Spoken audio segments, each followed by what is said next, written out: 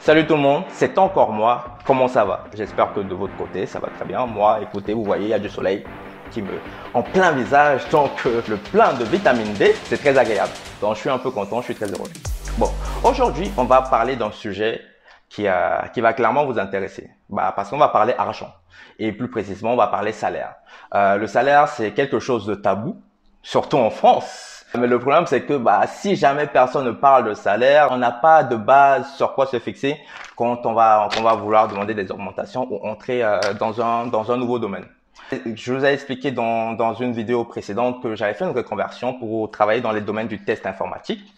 Et aujourd'hui, je suis analyste en assurance qualité. Pour me présenter un peu plus, j'ai travaillé plus de 4 ans en France et aujourd'hui, je vis au Québec et plus précisément à Québec, au Canada.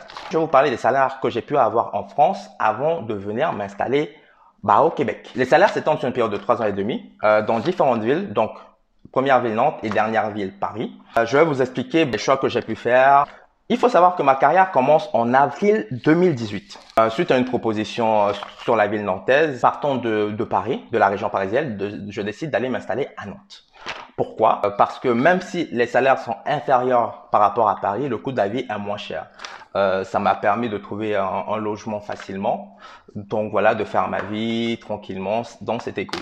Premier salaire, on est sur 30 000 euros brut plus 1 000 euros en variable.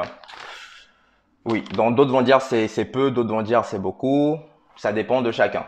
En tout cas, c'est ça quoi. C'est un salaire qui m'a permis de bien m'installer sur Nantes, puisque j'ai pu avoir un 2 pièces avec une chambre, 41 mètres carrés, vue sur le parc de Procès, pour ceux qui connaissent Nantes. Un très bon quartier, donc c'était cool. Avec un loyer à 563 euros si l'info vous intéresse. Donc voilà, ce qui fait qu'avec 30 000 euros brut, je gagnais 3 fois plus que le prix de mon loyer. Ce qu'on attend généralement d'un bon locataire. Donc 30 000 euros brut plus 1 000 euros de variable qui fait un package de 31 000 euros.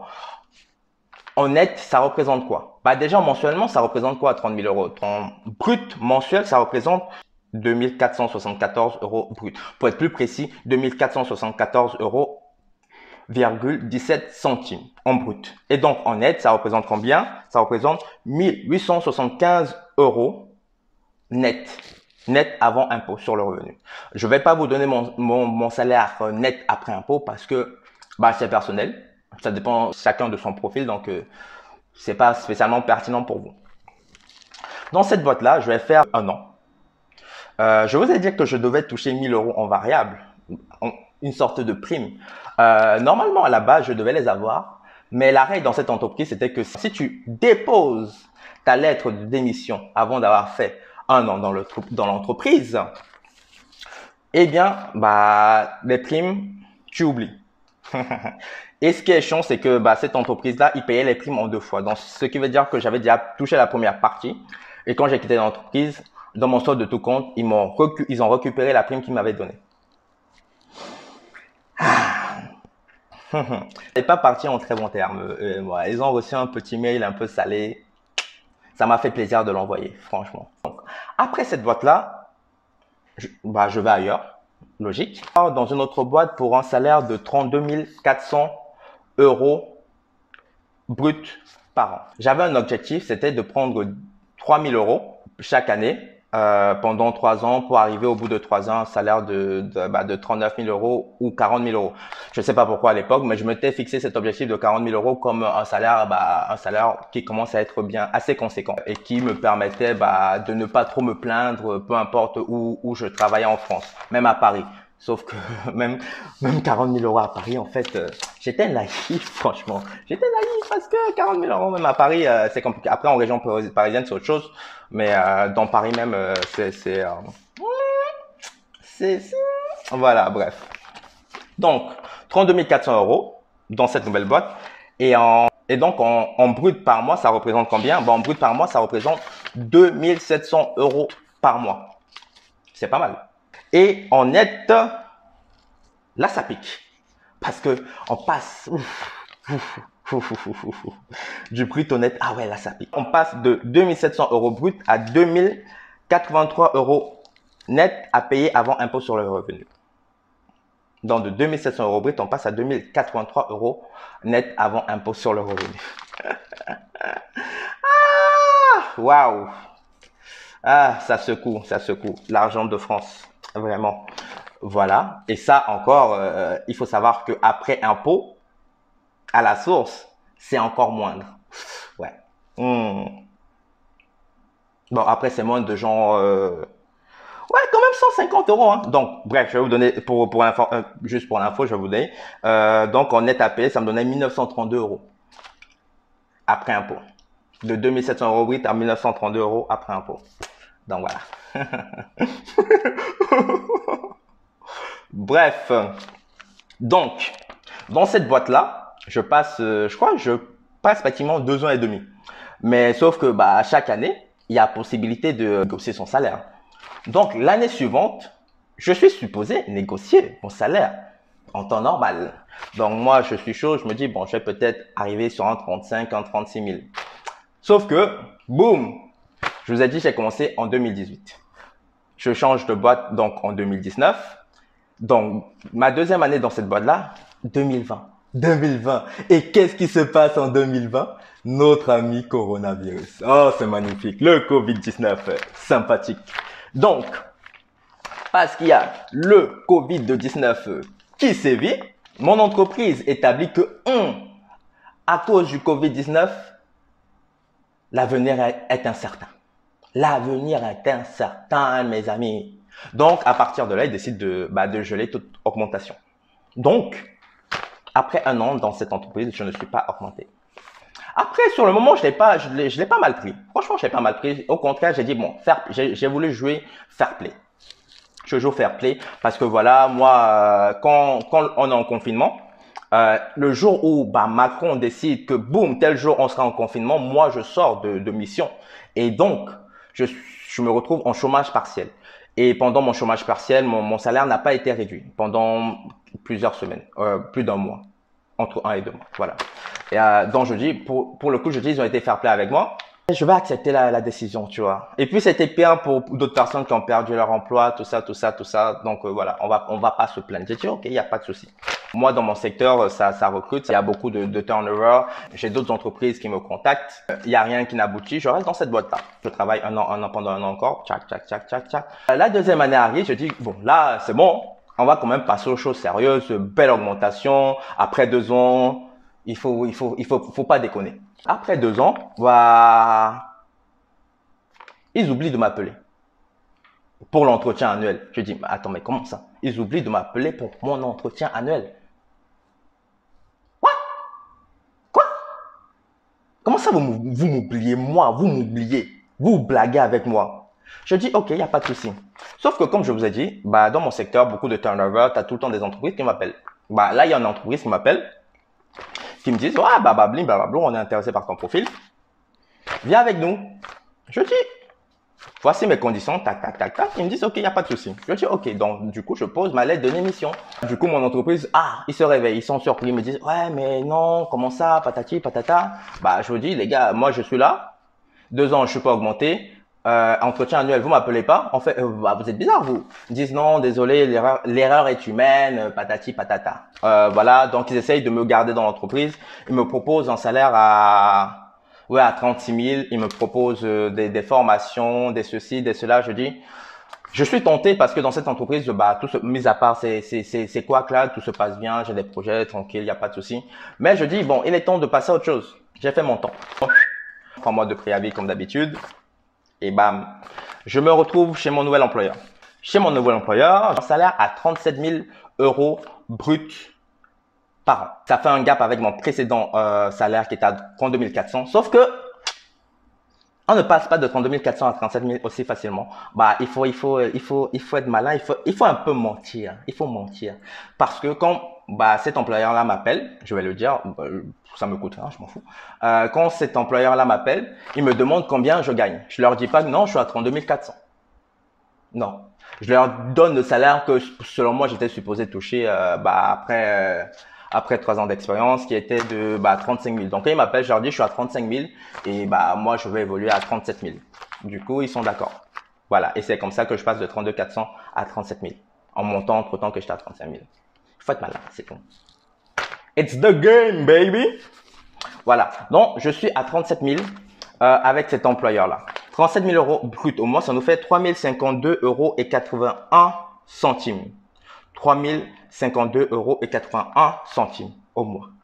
Le net à payer avant impôt sur le revenu est donc de 2 349 euros et 26 centimes. 2 349 euros et 26 centimes. Voilà. Comme d'hab, il y a une espèce de différence de 700 euros entre le brut et le net. Ouais. Et une fois de plus, mon net, après avoir payé mes impôts, est encore moindre. Donc voilà, c'est génial, c'est super. Après cette entreprise-là, je vais vers de nouvelles aventures. Cette aventure, c'est que j'étais basé à Nantes. Ma nouvelle entreprise se trouve à Paris. Le corona est passé par là, le télétravail est passé par là. Donc, le fait d'être en entreprise que 2 fois par semaine ou 3 fois par semaine, ça s'est popularisé. Donc, je me suis retrouvé avec un salaire parisien, tout en étant à Nantes. Et on avait conclu que cette entreprise-là, elle prendrait en charge 50% de mes frais de transport pour monter à Paris quand je devais aller à Paris. 41 000 euros pour commencer, puis 42 000 euros après validation de ma période d'essai. Donc 41 000 euros brut, ça correspond à 3 416 euros et 67 centimes en brut par mois. En net à payer avant sur le revenu, ça me fait 2 767 euros et 7 centimes. Pas mal, pas mal. Ça commence, on passe la barre des 2500 euros de salaire net avant impôt. Et même après impôt, je suis au-dessus. Donc c'est cool. Ouais, c'est cool, ça commence à être cool. Après, par contre, il faut noter que dans ce salaire-là, il y a la partie remboursement de mes frais de transfert à hauteur de 50% qui est inclus. Un truc dans les environs de 200 euros. Au bout de ma période d'essai qui est de 4 mois, 4 mois pour un cadre, je me retrouve à 42 000 euros. Salaire brut mensuel de 3 500 euros brut par mois. On est sur 2 816 euros. Voilà, un truc du genre, 2 816 euros avant impôt sur le revenu. Ainsi s'enchève un peu mon parcours de multiples employeurs, multiples salaires sur une période. Donc voilà, de avril 2018, je suis à 30 000 euros brut plus 1 000 euros de variables. Et en janvier 2022, 3 ans et demi après, je suis à 41 000 euros brut, 42 000 euros brut après validation de période d'essai. En net, je pars de 1 875 euros net avant impôt à 2 816 euros net avant impôt. Donc, en l'espace de 3 ans et demi, c'est plutôt pas mal. Donc, j'ai fait le choix de commencer plus bas par rapport à Paris. Puis, petit à petit, voilà, j'ai fait mon petit bonhomme de chemin et j'ai fait ce qu'il faut, quoi. On va dire ça. Après, bon, à vous de voir, est-ce que ça vous convient comme salaire, est-ce que ça ne vous convient pas? Chacun est libre. Il y a des enfants il y a des enfants de pauvres comme moi, il y a des enfants de Rockefeller, de Rothschild, de Arnaud. Donc chacun son histoire. Je vous donnerai dans la vidéo suivante mon salaire au Canada. Donc vous avez intérêt à me suivre pour avoir l'info. Donc autres informations concernant mon profil. Moi, comme je dis, je suis analyste en assurance qualité, mais je fais essentiellement du test manuel. Et il faut savoir que dans mon domaine, il va y avoir 3 types de testeurs. Il va y avoir testeur manuel, puis testeur automaticien, puis testeur de performance, donc montée en charge, tout ça. Moi, je suis dans je veux dire dans l'entrée de gamme du testeur, mais je suis niveau basique. J'occupe la fonction qui nécessite de moins de compétences techniques, quoi. Si j'ai pu gravir les échelons, on va dire que je pense que j'ai pu montrer que j'étais compétent sur d'autres points et puis ça m'a aidé. Autre précision, il faut savoir que moi, je n'ai jamais travaillé pour un client final. J'ai toujours travaillé pour des ESN, des entreprises de services numériques. Qu'est-ce que c'est pour ceux qui ne le savent pas? C'est une entreprise qui embauche des profils en CDI. Elle sait pas, tu vois. Elle sait pas ce qu'elle va en faire, mais elle sait qu'elle va en avoir besoin à un moment donné. Il y a 2 types d'embauche. Il y a embauche sur profil et il y a embauche sur mission. Quand on embauche sur mission, on sait déjà combien on va te facturer au client final. Donc, ça peut faire que ton salaire est un peu plus élevé. Quand on embauche sur profil, on sait pas encore où on va te placer. Donc, on va te donner un salaire plutôt standard. Bon, en tout cas, moi, j'ai travaillé que pour des ESN. Et du coup, quand vous travaillez pour des ESN, ils sont entre vous et le client final. Donc, ça veut dire que quand le client final donne son argent, l'ESN prend sa part. puis ils vous donnent votre part. Donc du coup, ce qui fait que comme il y a un intermédiaire entre vous et un client final, votre revenu peut être, votre salaire peut être moindre. Donc ça pour vous dire que si vous vous débrouillez bien, en soi, vous pouvez gagner encore plus que moi, parce que si vous vous retrouvez à travailler pour un client final, forcément vous aurez un meilleur salaire. Si vous vous retrouvez à faire de l'automatisation, vous gagnerez encore plus, quoi. Donc à vous de voir comment vous évoluez. Moi, je voulais pas forcément évoluer pour de l'automatisation. Je préférais encore plutôt évoluer vers des postes de business analyst, et on parlera peut-être du poste de business analyst plus tard. Bon, sur ce, j'espère que les infos que je vous ai données vous seront utiles, ou vous en ferez quelque chose, ou que votre curiosité aura été comblée. Comme je vous ai dit, prochaine vidéo, je parlerai de mon salaire au Canada. Donc, si vous voulez être au courant, si vous voulez savoir, il va falloir me follow. Et n'hésitez pas aussi à, comme d'habitude, à liker ma vidéo, commenter, partager, et comme ça tout le monde est content. Sur ce, je vous souhaite à très bientôt. Et voilà quoi. Bisous, à tantôt.